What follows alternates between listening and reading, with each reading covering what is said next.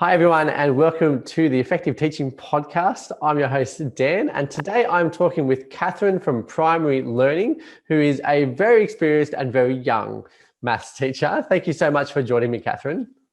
Thanks for having me, Dan. So can you just tell me a little bit about yourself and what your role is and who Primary Learning are? Yeah, sure. So I'm a primary teacher that I'm trained in New South Wales, and I worked for the department for about 20 years as both a teacher and I worked at State Office as a consultant, as an advisor for mathematics. I got a love of mathematics during my career. It wasn't something I came with. But recently, when I left the department, I started my own company with a friend of mine, Annette Gray, who does the literacy side of things, and I write the maths blogs, and we just sort of work together. And I also work casually at Sydney Uni training pre-service teachers in mathematics. Awesome. Well, I'll have to get Annette on next then maybe, and we can do a literacy thing in addition to the maths. That'd be great. Yeah. So can you tell me then, maths is your specialty. What teaching strategies do you see helping our students to become, well, just learning better maths really? Let's start with that. Yeah. And look, it's a great question, and it's one I answer a lot of the time when I go out and support schools as well. I think we're very lucky in New South Wales and Australia in general. We have a real focus on the proficiencies from the Australian curriculum, and in New South Wales, that's sort of worked out as working mathematically, and that's communicating, problem solving, and reasoning. And that really should be at the heart of the types of strategies we then implement as teachers to help students become better mathematical thinkers. We want them to be thinking and sharing what they're thinking. And so to be able to do that, we need to allow them to talk. So student talk and student voice in the classroom is a really important part of one of the strategies that I would be encouraging teachers to use in their classroom. We also want to help them make connections between different parts of mathematics so they don't think it's all really separate. And so my job is to make those connections for them. So if I'm teaching multiplication, the next topic, or within that topic, I should teach maybe area, because I use multiplication to work out area or volume or something like that. So we need strategies where we're making the connections. And that also means that students need experience with representation. So as a teacher, I need to use visuals and hands-on materials to show students how the maths works. And then there's another aspect where we want students to all feel comfortable starting a task, but also being challenged. And so that's part of differentiation. And we talk in primary in particular at the moment about tasks that have a low floor and a high ceiling. So the idea is, instead of having, 7 different tasks in my classroom, which I don't have time to prepare, I can try and choose one task that is low enough or easy enough for all of my students to start, but is open enough and high enough challenge for my students who are really capable to have a real go at and dig their teeth into.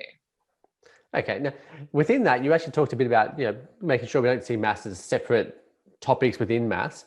What do you think of the idea of maths not being separate on its own too? Like I think there's a big push in secondary schools for STEM or STEAM or whatever you want to call it these days. It gets changed all the time, and often in primary school, project-based learning is getting used, and maths is very much incorporated into those kinds of things. Do you think that is good, or do you think there needs to be a balance between both? Like, what's your perspective on that?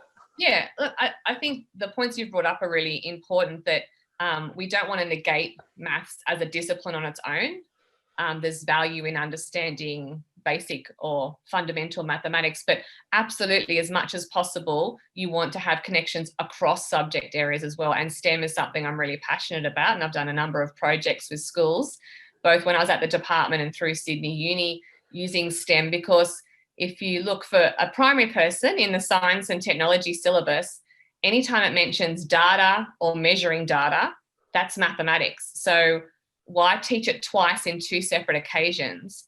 Teach it all together. So if they're growing plants and measuring how tall they are over a number of weeks, I have to collect the data, I have to graph the data, I have to write up, information about the variables I use. That's all mathematics. So I would totally agree that that needs to be part of how we plan. And in primary, we actually have it easier than secondary because generally we teach the kids ourselves most of the day. So I can draw those things in, and I know where my students are at mathematically when I do it in a science and technology or STEM, project-based, problem-based, whatever kind of inquiry you want to use. And if if they need that skill and they don't have it, I can just drop everything and do a maths lesson right there and then. So I would totally agree with that integration, but there's definitely times where I'd want to do some straight maths lessons too. Yeah. Yeah, I've got to say, I teach at a very unique secondary school, and we very much, it's a core teacher model, and that ability to just bring related content together and to plan that really well has such a better impact on students' learning, and even on just saving time. If you're not addressing things twice, it means you can go in more depth, you can have more fun, and yet still have more time at the end to do other things with your students as well. So let's have a look then in maths specifically, and we're not talking about trying to develop students' skills in learning overall with this. Can you give some specific examples where, or that you've done or that you've encouraged and seen other teachers use, that you think in maths is really helping students to develop those lifelong learning aspects, those skills that they're needed for that? Yeah, I think it's hard to pick two, but I did try and do that. So I think one that we've sort of started to take on, and some of these come from different parts of America, which is good. Like, we're trying to draw on other countries that are having successful strategies, and one of those is number talks, and using things like talk moves. So there's Sherry Parish, who writes a book about number talks, and a lot of primary teachers now know a little bit about that. But the essence of any of those is that at the beginning of the lesson, I want to have a real focus on mental, mathematics, and actually the students talking about strategies. And I can use talk moves to facilitate the discussion. So things like, and Dylan William talks about it. I think I can see you've got embedding formative assessment in the background in your picture, maybe. I do. I certainly do. And he talks about that idea of wait time and having teachers just give the kids a few extra seconds before they blurt out answers. And that's one of the talk moves that we use. Or things like, you turn and talk to someone next to you. And so that when I then ask for feedback from the students about their strategies, if they're not comfortable sharing their own, they can share their partners. So it's trying to take some of that anxiety away from mathematics. Or, another talk move is that you ask students to repeat something. So it actually means they have to be switched on to what everyone else is saying, because, Dan, you might have given a great suggestion of a strategy, and I ask, Melanie next to you, what did Dan say? Can you repeat what Dan said? And Melanie's like, I wasn't listening. So it starts to sort of be almost a behavior modification as well, but it's a culture that you build in your classroom. So I think things like talk moves and number talks that are about mental strategies is good. That's the first one. Yeah, I actually think Dylan talked about it as like a pause, pounce, bounce type thing. I like that. I think so you pause, let the students think, and then you pounce on them because you don't let them raise their hand, is the pounce. So it's the idea of calling the student out by name. Hands up, yeah. And it's really good. And like I don't know if you can see my shirt, but in younger grades, we use like a thumb on the chest. Yeah. So they're not waiting with their hand up, but I know you've got an answer and I can acknowledge that without you yelling out. So there's little things that are helpful. Your second example, let's dive into that. Okay. My second one is about it's the types of tasks that I'm choosing as a teacher. So almost that inquiry sort of idea to get students reasoning about a topic. The task needs to be challenging. So I mentioned that low floor, high ceiling. And part of that is using challenging tasks. Now, Peter Sullivan and a range of other researchers that I won't rattle off every name, but James Russo and Jeanette Bobbis, who I work with at Sydney Uni, to name a few, they're doing a lot of research into challenging tasks, and they're often open-ended, where there's either multiple strategies or multiple solutions, so that the students can spend longer on the task. And the idea is that they're having struggle. It's called productive struggle. It's not drowning, but it's letting them have a bit of time to wrestle with the mathematics and letting them know that that's okay. And there's some really great resources to help with that. And I use a lot of Enrich tasks. It's from the Cambridge University in the UK. It's just N and then rich.maths.org, and they're all free, and they're fantastic ways to start that in the classroom. And it gives me, as the teacher, time to monitor and ask questions and probe, because my job is questioner. It's not always explainer. Teachers like to talk. Too much, way too much. You need to let the kids do it. And it's actually, I know I haven't got a lot of time, but James Russo from Victoria and Monash University, he did a bit of a study where he's got his own class as well. And he did this study where he gave the kids the hard task first and then did the teaching. And then at other times he did the teaching first, like front loading the kids, and then did the task because he wanted to know what kids liked. Did they like the teaching first, then to do a task? Or do they like the challenge bit first and then the teaching? And he found out it was almost 50-50. So no matter which way you go, you need to be flexible. And so he found that the kids who were more capable liked the challenge first, because they thought hard was good, whereas the kids who maybe struggled with a certain concept liked the teaching first because they thought the help was good. So it just showed that, yes, using the challenging tasks is good, and I can use them at different times in my lessons because they have different meanings for kids. Okay, so then how does it actually help to create the skills that they need for learning? That's the next thing. So these are ones you think are doing that, but then how does it do that? Yeah. Well, and I love the fact that you have that focus on lifelong learning, because that's my role. Like, I might only have my students for a year, but that's only 1 year out of their maybe 13 or more year journey as a learner at school. And so I want to build them up to be thinkers, not calculators. I used that phrase recently because it's not just about regurgitating facts. I'm not going to walk down the street and someone's going to go 6 sevens. It's going to be in a different context. So the idea of doing this is to help them see that they can come to the understanding themselves, that they might need to ask for assistance. So maybe collaboration is important, working with someone else. That's a lifelong learning skill. That I need to be a problem solver, that if something doesn't work the first time, I should try a different strategy. And that's a great idea. I don't just have to go, I don't know, and give up. So it's trying to make them persevere on tasks. It's trying to help them see that I need to work with other people and problem solve, because that's generally what they need to do in the workforce. So any of these times where you're, I guess, taking the training wheels off a bit and not just spoon feeding them content. Content's important, but that's the vehicle. The what, that's the content, but the why and the how is the reasoning. And it actually leads them to make generalizations that they can use again later.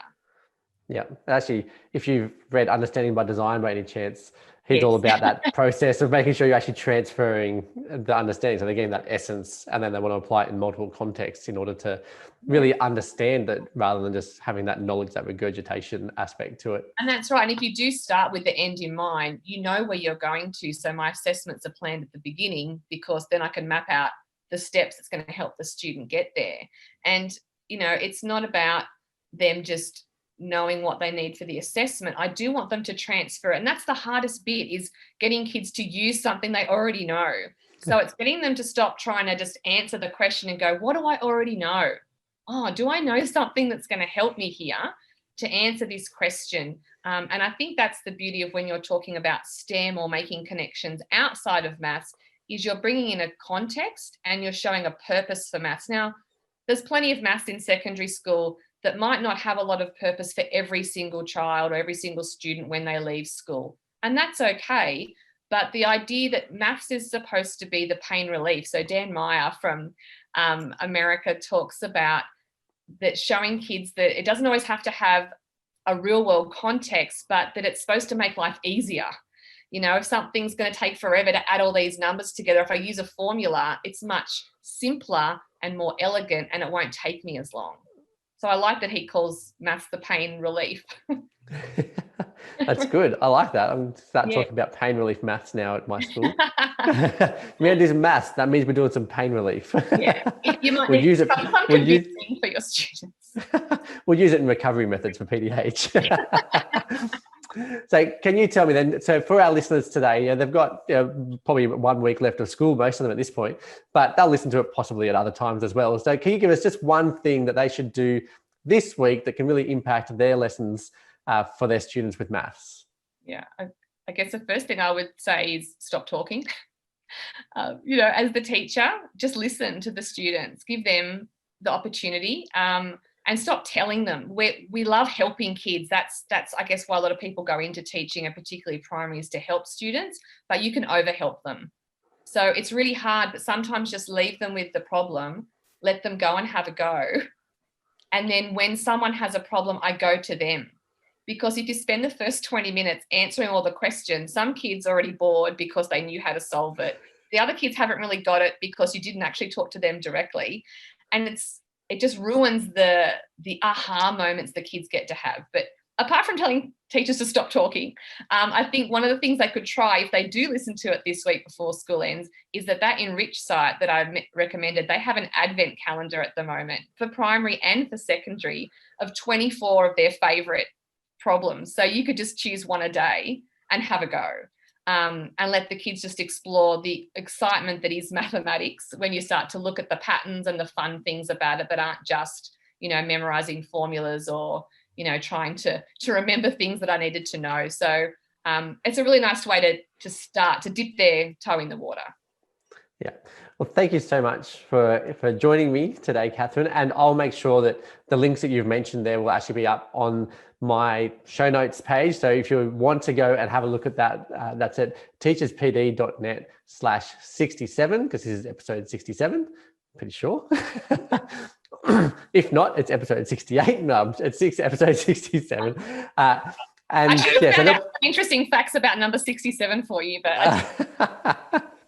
that would be great. It's been great. Look, I think it's fantastic to have you come on and chat about maths, because so often maths gets pegged as the one, particularly that's, it's all about the exam. What's in the exam?